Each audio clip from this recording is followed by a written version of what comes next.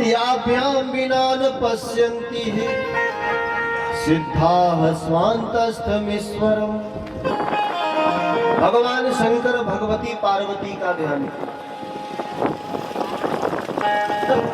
शंकर पार्वती है क्या? मैं पुनः निवेदन करूं, श्री राम कथा, श्री रामचरितमानस की कथा, ये राम जी की कथा तो है ही, लेकिन हम आप कहने सुनने वालों के जीवन की भी कथा है। भगवान शंकर और भगवती पार्वती का स्वरूप क्या है? तो मानस जी में तुलसीदास जी श्रद्धा और विश्वास की मूर्ति बताते हैं। श्रद्धा विश्वास रूपिणम्। बोले श्रद्धा विश्वास से लाभ क्या है? तो कहते हैं चाहे कोई साधु संत हो, चाहे कोई गृहस्थ व्यक्ति हो, बिना श्रद्धा और बिना विश्वास के जीवन में कुछ नहीं पा सकता। याभ्याम बिना न पश्यन्ति। बड़ी बड़ी साधना करने वालों के जीवन में यदि इन दोनों का अभाव हो जाए, किनका? श्रद्धा और विश्वास का अभाव हो जाएगा, तो महाराज वो सिद्धि प्राप्त नहीं कर सकते। बोलो रामचंद्र भगवान की नहीं पा सकते। कहते हैं संसार का कोई भी व्यक्ति हो, बिना श्रद्धा के, बिना विश्वास के उसके जीवन का मंगल नहीं हो सकता। तो जिनके बिना किसी का कल्याण नहीं, ऐसे हैं भगवान शंकर और भगवती पार्वती। मूर्ति रूप में कैलाश पर्वत पर शिव पार्वती निवास करते हैं, लेकिन हमारे आपके मन में भी इनका वास है। श्रद्धा और विश्वास के रूप में मन में श्रद्धा हो और विश्वास हो तो कलयुग है सज्जनों। कलयुग में मन में श्रद्धा और विश्वास हो तो पाषाण की मूर्ति भी बोल पड़ती है। ये श्रद्धा विश्वास का प्रभाव है। इतने से गोस्वामी जी को मानो संतोष नहीं हुआ, तो तीसरे श्लोक में भगवान शंकर की पुनः वंदना की। वंदे बोधमयं नित्यं गुरुं शंकर रूपिणम् यमाश्रितो हि वक्रोऽपि चंद्रः सर्वत्र वन्द्यते। भगवान शंकर को गुरु रूप में प्रणाम किया, जुगल सरकार सीताराम जी का पुनः से वंदन किया। कविवर श्री वाल्मीकि जी और कपिवर श्री हनुमान जी का ध्यान किया और मानस जी के संदर्भ में गोस्वामी जी अपना विचार प्रस्तुत करते। किसी ने पूछा होगा इस रामचरितमानस में आपने क्या क्या लिखा है, कहां से लेकर इस ग्रंथ को तैयार किया है? तो गोस्वामी जी के भाव आप देखिए। गोस्वामी जी कहते हैं मानस में नाना पुराण निगम आगम सम्मतम यज्ञ। निगम नाम वेद का है, आगम माने शास्त्र होते हैं। नाना पुराण, पुराणों से, वेद से और शास्त्रों से ये ग्रंथ को तैयार किया। फिर आगे कहते हैं क्वचिदन्य तोपी, कुछ और भी अलग से भी कुछ विचार इसमें दिए गए। तो किसी ने गोस्वामी जी से पूछ दिया, महाराज जी शास्त्र पुराणों की बातें क्या कम थी जो अलग से इसमें आपने अपने विचार प्रस्तुत किए? तो गोस्वामी जी ने बड़ा सुंदर जवाब दिया। गोस्वामी जी कहते हैं भैया, यदि मैं दूसरों के लिए ग्रंथ लिखता तो जो शास्त्र पुराणों से प्राप्त हुआ वो लिख देता, लेकिन ये ग्रंथ मैं दूसरों के लिए नहीं लिख रहा हूँ, रामचरितमानस तुलसीदास जी कहते हैं, मैंने औरों के लिए नहीं बनाया, मैंने तो अपने अंतःकरण को सुखी करने के लिए बनाया। इसलिए स्वांतः सुखाय तुलसी रघुनाथ गाथा, भाषा निबंध मति मंजुल मातुनोत। वो स्वामी जी कहते हैं, मैं अपने सुख के लिए लिख रहा हूं। और कितना सुंदर संदेश है। राम जी की कथा सुनने वाले अनेकों भाव के श्रोता होते हैं। गोस्वामी जी रामचरितमानस के वक्ता और श्रोता के लिए मानो उपदेश करते हुए कहते हैं कि रामचरित दूसरों के लिए नहीं, रामचरित तो अपने लिए कही सुनी जाए। क्योंकि तुलसीदास जी अपने लिए गा रहे हैं, स्वांतः सुख के लिए गा रहे हैं। मतलब बोले राम कथा गाने वाला अपने सुख के लिए गाए और सुनने वाला अपने सुख के लिए सुने, और तभी जाकर के तो जगत का मंगल होता है। और इसीलिए गोस्वामी जी कहते हैं, जग मंगल राम राम के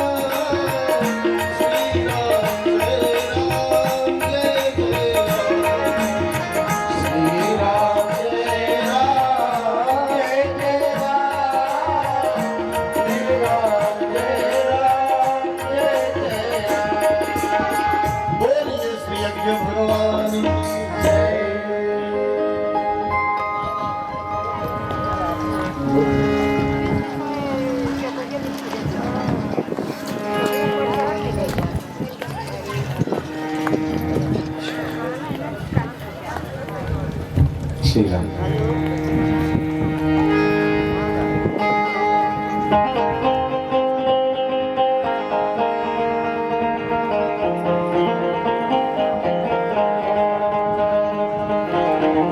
गोस्वामी जी महाराज कहते हैं, भगवान की कथा स्वांतः सुख के लिए होती है।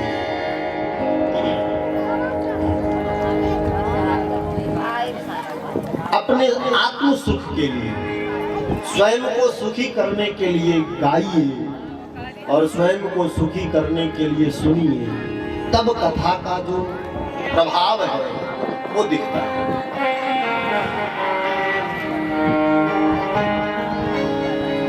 राम कथा कल्प तरु है सज्जन, राम कथा कल्प वृक्ष है। भोग की कामना रखने वालों को भोग की प्राप्ति होती है, भगवत भक्ति की कामना रखने वालों को भगवत भक्ति की प्राप्ति होती है, क्योंकि रामायण सुरतरु की छाया और दुख भय दूर निकट जो आया। लेकिन वस्तुतः राम कथा का फल जो है वो स्वामी जी कहते हैं वो आत्म सुख प्राप्त करना है। संसार में सबके लिए आपको भौतिक सुख संसाधनों के लिए अनेक सामग्रियां मिल जाएंगी, लेकिन जब आत्मिक सुख की बात आती है तो वहां पर केवल और केवल श्री राम कथा ही, मानस जी ही एकमात्र ऐसा ग्रंथ है जो कहने वालों को भी सुखी करती है और सुनने वालों को भी suखी करती है। बोलिए मानस जी महाराज की जय। लेकिन राम कथा जब जिसको भी जहां भी मिली गुरु की कृपा से मिली। श्री तुलसीदास जी महाराज कहते हैं मैंने भी गुरु जी से ही रामचरित प्राप्त किया। मैं पुनि निज गुरु सन सुनी कथा ससु कर खेत। मैंने मेरे गुरु जी से प्राप्त किया। तो ये परंपरा है, बिना गुरु, गुरु बिनु हो ही न ज्ञान। और इसलिए रामचरितमानस का आरंभ करते हुए गोस्वामी जी जब चौपाइयों से ग्रंथ का शुभारंभ करते हैं तो सबसे पहले गुरु जी की वंदना है। बंदौ गुरुपद पदुम परागा। गुरु के चरण की वंदना करके गुरुदेव के चरण रज की महिमा बताई।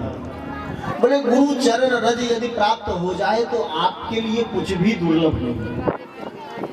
गुरु चरण रज में इतनी सामर्थ्य है सज्जनों कि महाराज हृदय के ज्ञान विराग के नेत्र जो है वो खुल जाते हैं। पौराणिक काल में ऐसा सुनने में आता है कि महाराज जी पुराने जमाने में एक विशेष प्रकार का अंजन हुआ करता था। उस अंजन को आंखों में लगाने से जमीन में गड़ा हुआ धन दिखाई पड़ने लगता था। गोस्वामी जी कहते हैं जिस प्रकार से पौराणिक मान्यता है कि अंजन लगाने से जमीन में गड़ा हुआ संपत्ति दिखाई पड़ती थी, उसी तरह से जब गुरु चरण रज को आप अपने हृदय की आंखों में लगाते हैं तो सूझाई राम चरित माणी माणिक। सूझाई राम चरित माणी माणिक। सूझाई राम चरित माणी माणिक। सूझाई राम चरित पत प्रगट जो देहि खानिक। पत प्रगट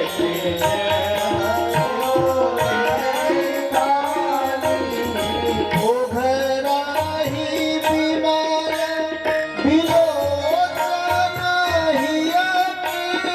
ओ घराही बिमार बिलोचन मिटाही दोष दुख भवराज के। मिटाही दोष दुख भवराज के। मंगल भवन अमंगल हारी। मंगल भवन अमंगल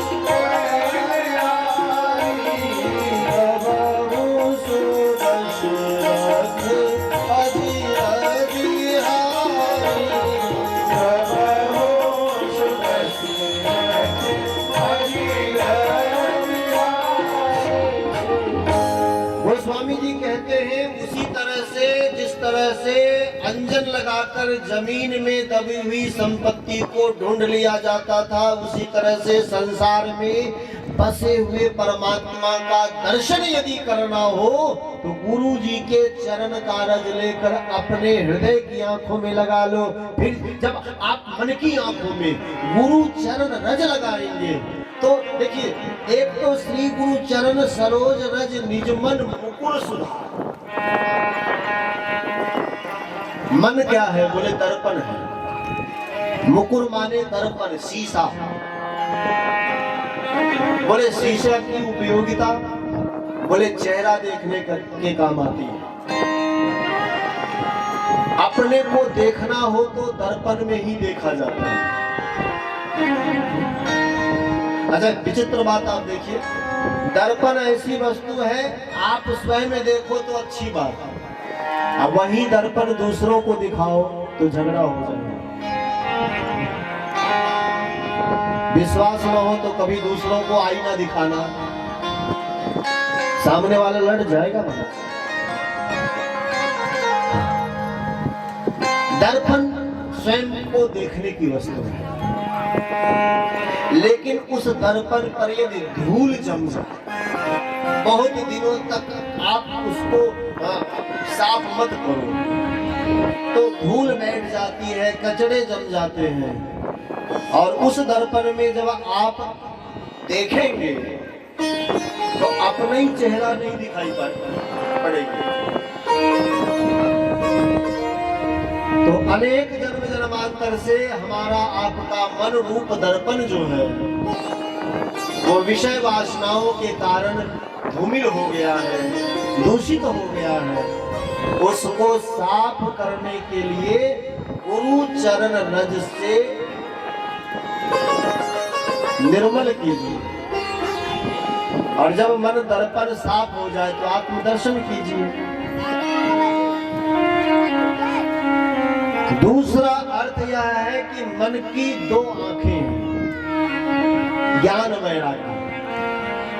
तो यहाँ गुरु वंदना प्रकरण में तुलसीदास जी कहते हैं, हृदय के नेत्र को निर्मल बनाती है गुरु चरण रज,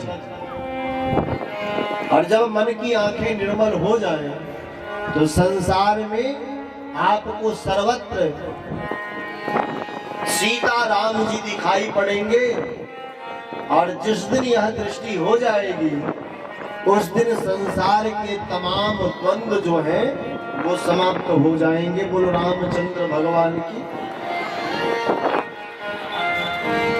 तो गुरु की वंदना, गुरु के चरण की वंदना और चरण के रज की महिमा बताकर गोस्वामी जी संत समाज की वंदना करते हैं। मुद मंगलमय संत समाजु, मुद मंगलमय संत समाजु, मुद मंगलमय संत समाजु, मुद मंगलमय संत समाजु। जग जंगम तीरथ राजू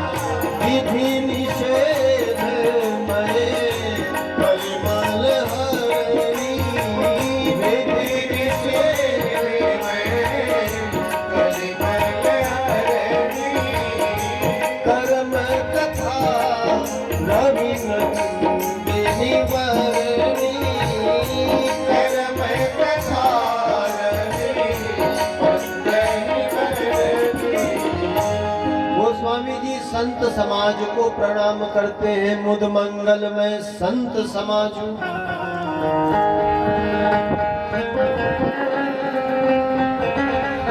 कहते हैं संत समाज मंगलकारी है, मंगल का समूह है, मंगलमय है।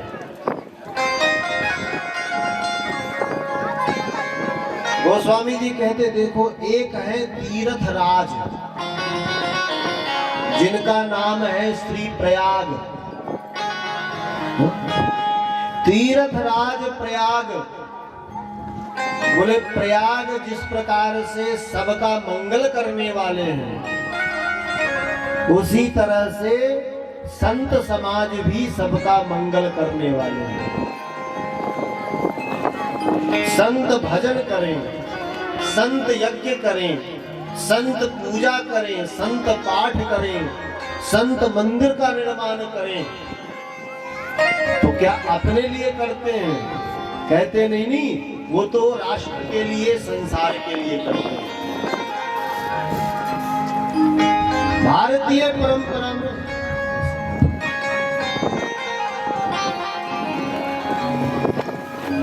संत जो कुछ भी करते हैं सबके लिए, सर्वे भवन्तु सुखिनः, सर्वे सन्तु निरामयाः, सर्वे भद्राणि पश्यन्ति, मा कश्चित् दुःख भाग् भवेत्। इसलिए मुद मंगल में संत समाज। गोस्वामी जी कहते हैं प्रयाग के समान मनुष्यों का मंगल करते हैं। जैसे तीर्थराज प्रयाग लोक कल्याण करने वाले हैं, ऐसे ही संत का समाज भी संसार का मंगल करता है। अंतर क्या है? तो कहते हैं अंतर यह है कि वो तीर्थराज प्रयाग हमारे गांव में चलकर नहीं आ सकते।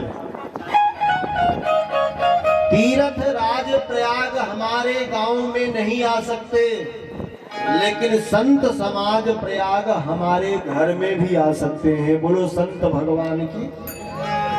इसीलिए संत समाज की वंदना तुलसी जी करते हैं। किसी ने कहा यदि संत समाज तीर्थराज प्रयाग है तो प्रयाग में तो त्रिवेणी है, संत समाज में त्रिवेणी क्या है? तो कहते हैं त्रिवेणी, कहते हैं गंगा यमुना सरस्वती के संगम को। संत समाज प्रयाग है तो उनके जीवन में त्रिवेणी क्या है? तो कहते हैं राम भक्ति की गंगा, ब्रह्म विद्या की सरस्वती और कर्म की यमुना। कहते हैं जिनमें ज्ञान हो, कर्म हो और भगवान की भक्ति हो, ऐसे संत का दर्शन प्रयाग दर्शन के समान कल्याणकारी है।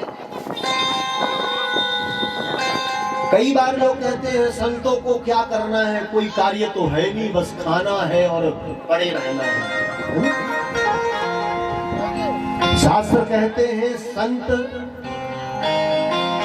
कुछ नहीं करें तो महाराज जी संत का जीवन पूर्ण नहीं है।